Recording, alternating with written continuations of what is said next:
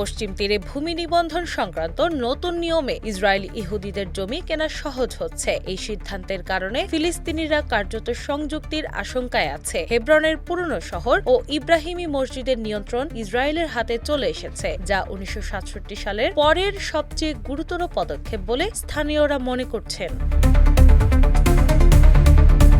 ইতোমধ্যেই ধ্বংসস্তূপে পরিণত গাজায় লাখ লাখ মানুষ আশ্রয় নিয়েছেন বিভিন্ন শিবিরে। সেখানে তৈরি করা হয়েছে অস্থায়ী বক্সিং রিং। খানে যুদ্ধের ভয়াবহতা ও মানসিক চাপ কাটানোর জন্য প্রশিক্ষণ নিচ্ছে কয়েক ফিলিস্তিনি কিশোরী। খান ইউনিসে বক্সিং ক্লাব পরিচালনা করছেন ওসামা আয়ু। তার আগে তার ক্লাব ইসরায়েলি হামলায় ধ্বংস হয়েছিল। বাস্তুচ্যুত হয়ে আশ্রয় নেওয়ার পরও তিনি নতুনভাবে মেয়েদের প্রশিক্ষণ শুরু করেছেন। মেয়েদের বয়স 8 থেকে 19 বছর।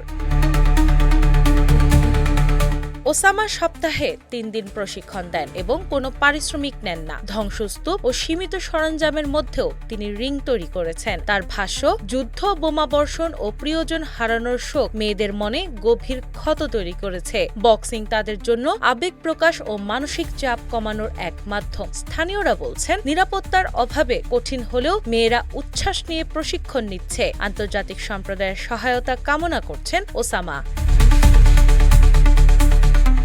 ইতিমধ্যেই গাজার পুনর্গঠন তত্ত্বাবধানে যুক্তরাষ্ট্রের প্রেসিডেন্ট ডোনাল্ড ট্রাম্প একটি ফোরামের মাধ্যমে সহায়তা দিয়েছেন। ইসরায়েলের প্রধানমন্ত্রী বেঞ্জামিন নেতানিয়াহু শান্তি পরিকল্পনা বাস্তবায়নে যুক্তরাষ্ট্রের সঙ্গে সমন্বয় করেছেন। 2023 সালের অক্টোবর থেকে শুরু হওয়া ইসরায়েল হামাস সংঘাতে গাজায় নিহত হয়েছেন 72,000 ফিলিস্তিনি। বেসামরিক মানুষ ও শিশুদের উপর প্রভাব সবচেয়ে বেশি। এই পরিস্থিতিতেও মেয়েরা লড়াই চালাচ্ছে বক্সিং এর মাধ্যমে, যা তাদের মানসিক শক্তি বাড়াচ্ছে এবং ভবিষ্যতের জন্য আশার দিশা দেখাচ্ছে। দিনা ইসলাম, বাংলা বাজার পত্রিকা।